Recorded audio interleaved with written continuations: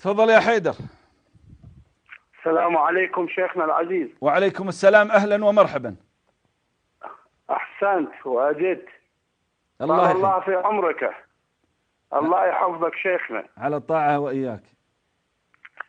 حبيبي شيخنا، قال الإمام الصادق عليه السلام. ألو، تفضل أسمعك حبيبنا.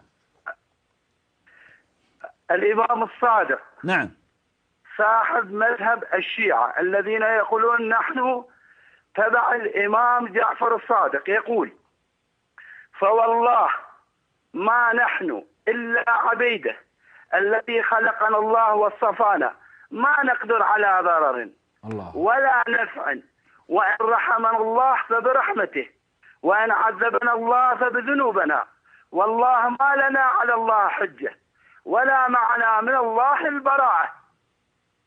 فهذا المذهب عنده الكذب مستحب. الله إذا كان الكذب، أنا سألت، أنا كنت شيعي، سألت كثير من الشيوخ المعممين بعدما يصعد على المنبر وينزل، وأنا أسأله يقول جائز أن أكذب حتى الناس تبكي أو تتباكى، حتى هم يصيبهم الثواب، وأنا أيضا لي الثواب العظيم. فهذا الأساس يا أخوة الشيعة، يا أحبائي، إن هذا المذهب الاثني عشري لا يجعل أساس التشريع هو القرآن. القرآن شيء ثاني. القرآن يجعلوه بقولنا بالمحلية رأس حاجة، إذا احتاجوه يجيبون شيء من القرآن، وإذا ما احتاجوه أو بيناتهم، لأن إحنا عندنا حالات 3 بالمؤتمرات شكل، وعلى المنبر شكل، وما بيناتنا شكل. وللأسف أنا عتابي على أهل السنة والجماعة لا يأخذون العبرة من التاريخ يا شيخنا.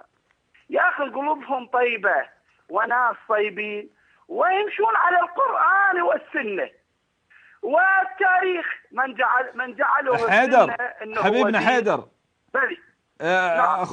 هل أنت في الأصل سني أم مهتدي؟ والله أنا كنت شيعي أحلل دم السني. لا إله إلا الله. ألو، هل كنت تدعو الأئمة، تذهب إلى المزارات والقبور وتدعوها تطلب الرزق منهم؟ بل أجعلهم أكثر من الله. لا إله إلا الله. يعني ارتباطك بهم أكثر من الله، هذا قصدك؟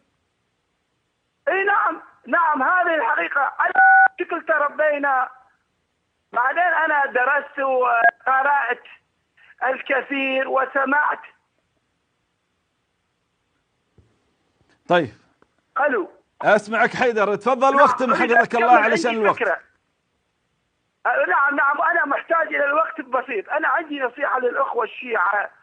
أولا، خلي الله نصب عينك، وأرجو من الله أن يهديك توصل، والله توصل. وأنا عندي عتاب على السنة والجماعة، يأخذون من التاريخ العبر.